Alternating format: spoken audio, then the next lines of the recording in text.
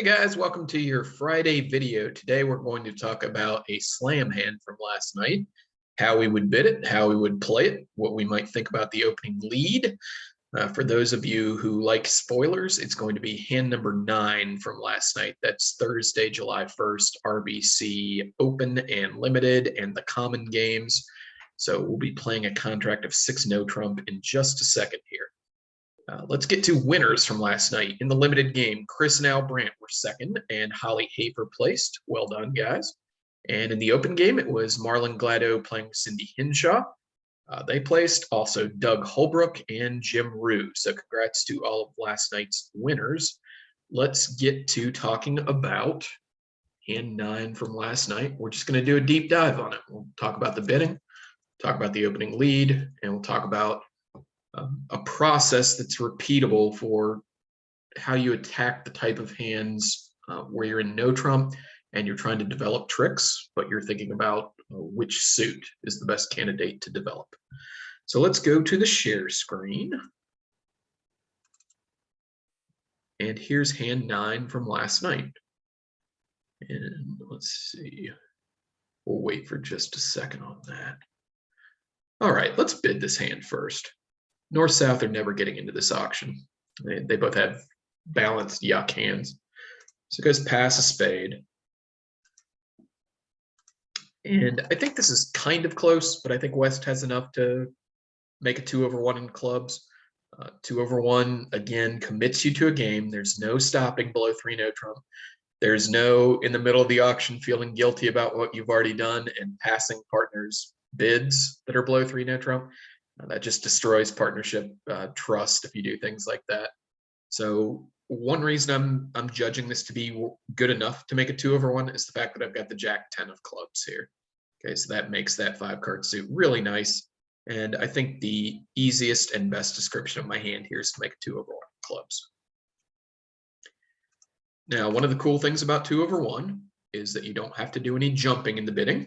Right? So East doesn't have to worry about bidding more than 2 hearts here. She can just bid 2 hearts, conserve plenty of room in the auction. What she's described so far are 5 spades and 4 hearts at least, but the strength of the hand hasn't necessarily been clarified, and it doesn't need to be, not yet anyway. So it's kind of an important thing to realize. Now, West has already talked about her 5-card club suit. Doesn't want to raise hearts, right? Because for all she knows, East only has 4 hearts, and in fact, she does. Certainly doesn't want to bid spades. One idea is that you could bid 3 diamonds here. That would be natural. It wouldn't be 4th suit. There's no concept of 4th suit in an already forced auction.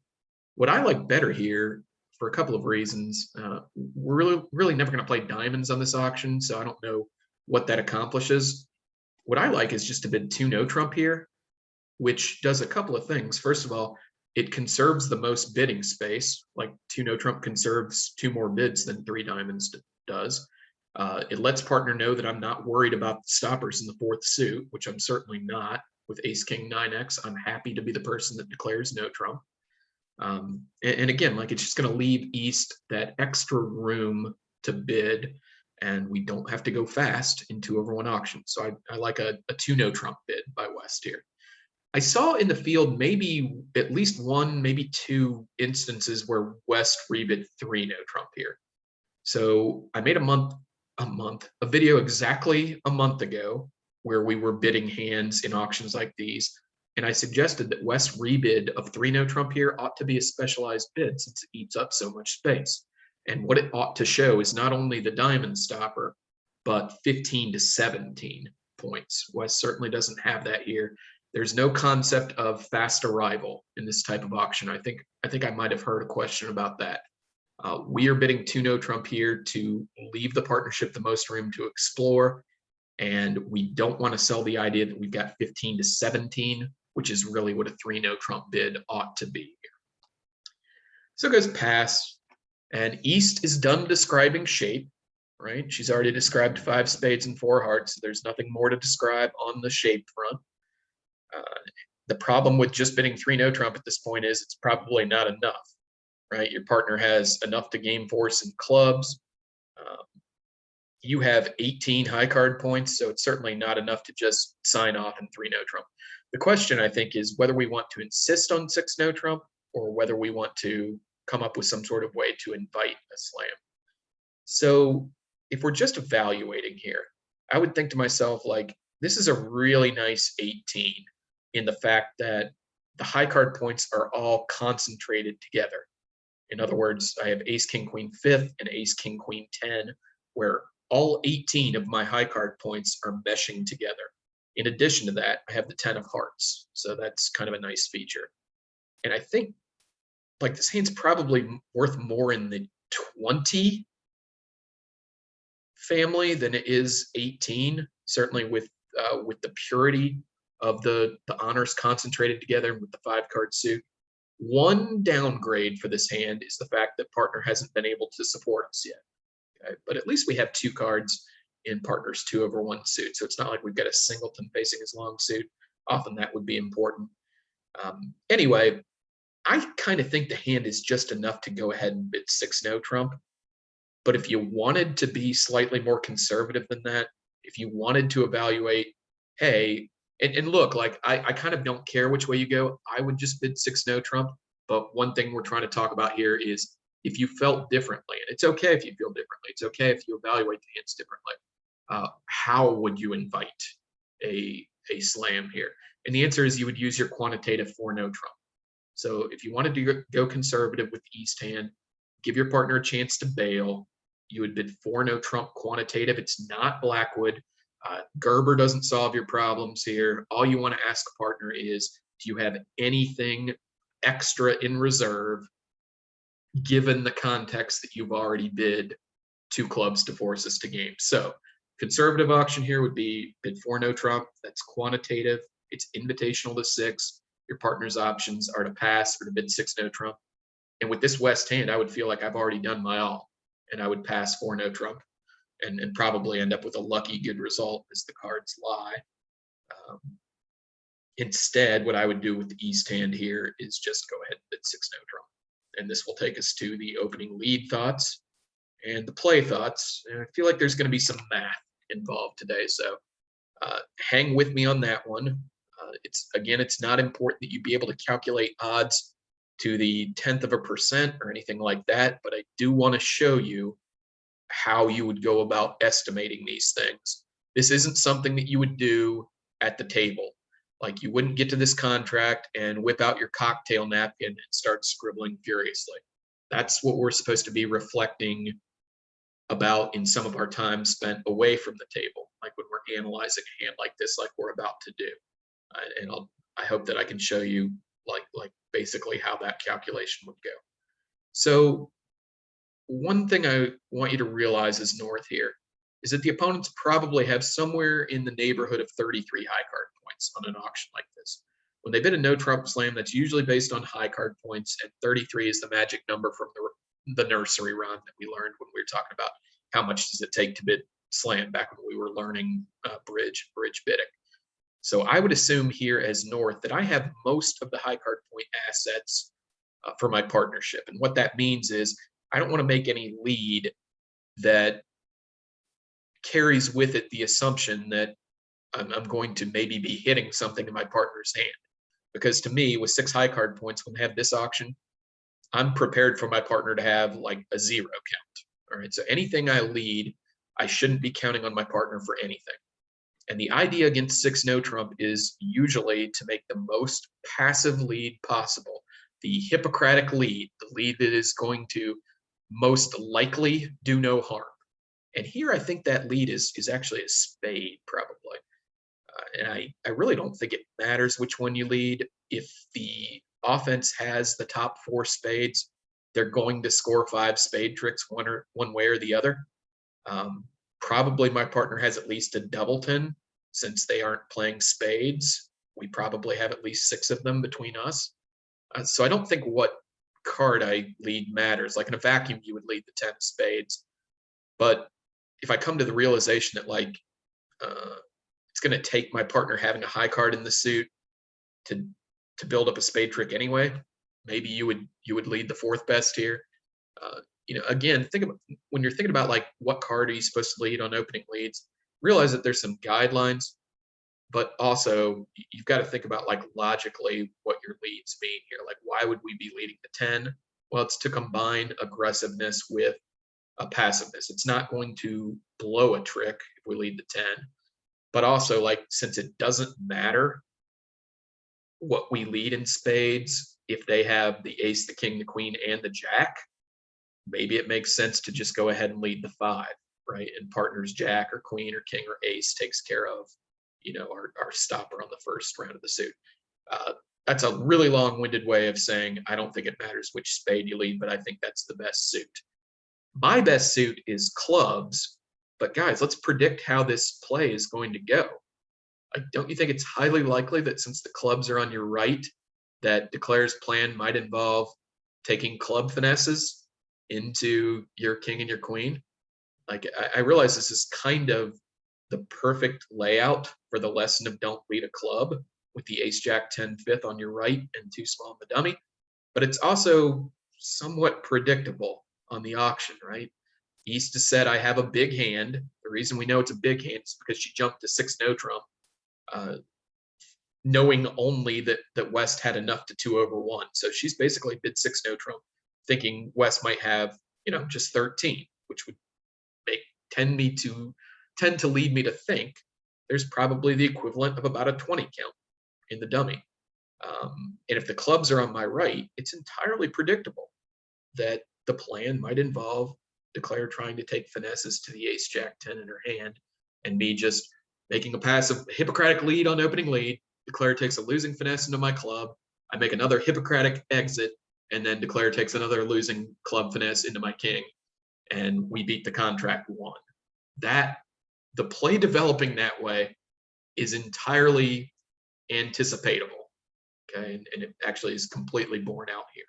So I would lead a spade, and now is going to be the math part of this, because we're encountering a very common problem type here of Declare, which is what suit do I attack? All right, so let's get out a notepad and minimize this screen a little bit.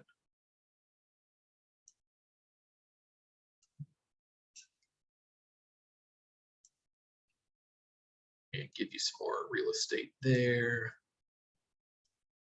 And here. And let me make sure that I'm sharing the right screen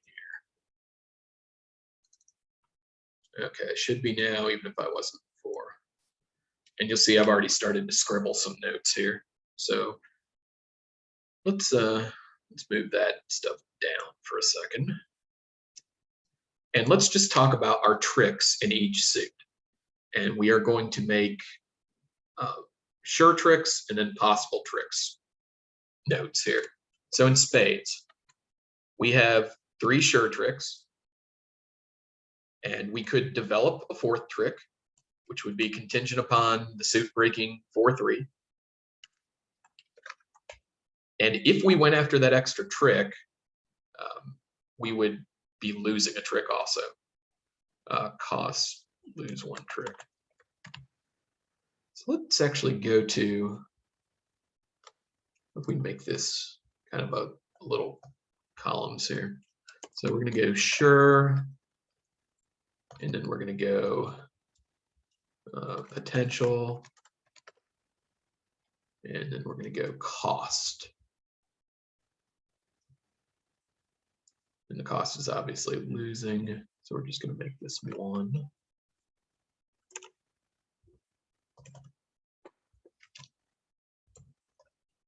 Okay, so what I've set up here is a little table. In the spade suit, I can take 3 sure tricks right now. Potentially, I could set up a 4th, and the cost would be I would have to let them win the 4th round of spades to establish my 5th round winner. How about the hearts? There are 3 sure tricks. There are 4 tricks potential, and there's 2 ways that could happen. Either I could play the ace, king, queen and hope that the jack of hearts fell, or they were 3-3, or I could take a finesse of the 10 of hearts through north, and probably the best way to combine not necessarily losing a trick with seeing if we were entitled to a fourth trick would just be to play the ace, king, queen here. So we're going to call this, the way we would get to 4 tricks is if they break 3-3 or the heart jack X falls. And the cost here is nothing, right? We don't necessarily have to lose a trick to do that. Realize that if we played off the ace, king, queen of hearts and the jack didn't fall, now if we need to lose a trick later on, they're potentially going to be able to cash the jack of hearts too. So we'll put it's like 0/1 there. In diamonds, we have 2 sure tricks. We have a potential for 3, and that would involve running a double hook through south, right? So we would lead the 10 off the dummy and hope that south had queen or queen jack. We could potentially get 3 tricks here if south had the queen and the jack. So let's say south has queen jack, and some number of times, it doesn't really matter. And the cost of that would potentially be 1 trick, right? If we led the 10 of diamonds and south didn't cover, we would be committed to running that 10 of diamonds, and 75% of the time there, north is going to win either the queen or the jack. The way I'm coming up with 75% there's 2 important cards, and the odds that south would have both of them is equivalent to asking what's the chances that south would win 2 coin flips in a row. That's 50% times 50%. It's 25% that you would have both of those cards. The complement of 25 is 75, so it's 75% that north would have at least one of the cards. And the club suit. We have 1 sure trick. But here we have a whole lot more potential, right? We could potentially get 4 tricks out of this. And I've listed the ways that we could grow into 4 tricks below. So we'll talk about that in a second. But the cost here would, again, be 1 trick. If we ran into a good club layout, and I will go ahead and point out that possession of the 9 of clubs for the offense would be super helpful here. But, we don't have that. We have the 8 and the 7.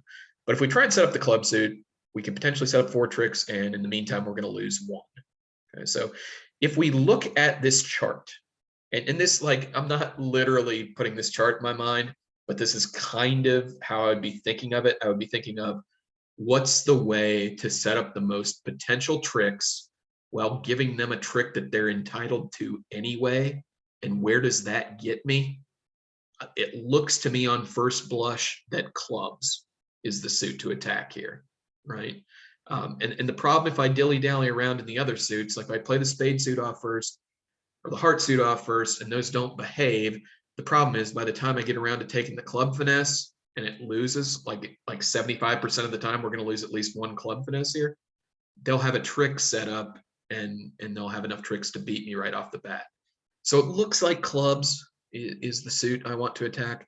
And if everything worked in the club suit, I would come to 4 clubs, 2 diamonds, 3 spades, and 3 hearts. And that would be enough to make my contract. That's 4, 3, 2, 4 is 13 tricks, right? And I'm going to have to lose a club trick in the process. That's enough to make my contract. And I don't have to ask the prayer of the spade suit being 4-3 or the heart jack coming down or the double finesse in diamonds. So it looks to me like the easiest prayer to be answered. And there's a saying, it's easier to have 1 prayer answered than 2. I mean, that's just math. It definitely applies to declare a play here. So we're going to attack the club suit. We're going to use entries to the dummy to take our club finesses. And let's say that we're curious about how likely it is that, south might hold one of these holdings. So I've laid out the 6 possibilities for south to have a club holding that will allow us to score enough tricks for our contract. And I'm going to compare it with the double hook and diamonds, which would be 25%. If we went the double hook and diamonds route, that would get us to 3 diamonds and a club for 4, and 3 spades for 7, and 3 hearts for 10. We still need some help, even if we got a 3rd trick in diamonds, because we're only developing 1 extra trick, whereas in the club suit, we're potentially developing 3 extra tricks. And so we're attacking the suit. where we both give them winners that they have anyway, and we develop the most tricks for our side too. Definitely clubs here. Let's just, for kicks and giggles, I believe is the clean version of that, think about how likely it is that we can find South with a holding in clubs that will allow us to score all the tricks. Or not all the tricks, but 4 of the tricks. We need 4 out of 5. If South had king, queen doubleton, that would work, right? We would lead a club. It would go king. We'd win the ace. We'd burn another entry to the east hand, and we would lead a second club. And when we did that, South's remaining low honor would fall on air. We could play small from the dummy, and the dummy would have jack 10, 7 left, and North would have 9x left. That would be 4 club tricks, provided that we played the suit correctly, which is leading from the east hand twice. Okay, so that's a way we could win. King, queen, third obviously works, right? We take 1 finesse and there's nothing she can do. If she plays low, we stick in the jack, that wins. Later on, we taxi out to the east hand, repeat the thing, and we clear the suit. That works. King third or queen third will work, right? We'll take 1 losing finesse. And then when we go back to the east hand to repeat the finesse, it will work. And at that point, the suit will break 3-3. That would provide us with 4 tricks, like anytime South has king third or queen third. If South has king 9, that will work, right? We would play a club first. And let's say that they played the king. We would go up ace. The 9 would fall on the second round, and now we would have the 7 to take care of matters. The other thing that could happen is if they played the 9 on the first round, we would play the jack, which leads us to the queen. We would lead another club up. That honor would pop, and again, the 7 would now come into play. So these are, to the best of my 5 minutes spent thinking about this hand, these are the 6 layouts that would allow us to achieve success in this contract. And so like if you're not at all interested in math, it's enough to like kind of estimate that and say, okay, this looks like our best shot, and now I'm just going to execute it by using 2 entries to the east hand to double hook in clubs. But let's say you're the curious type and you want to know about how likely is this stuff, one of these things happening. And I'm going to take a blind guess here and say that I think one of these 6 things happening seems like about 1 in 3 to me. So that's going to be my initial guess. I'm going to show you how to do the math on these, though.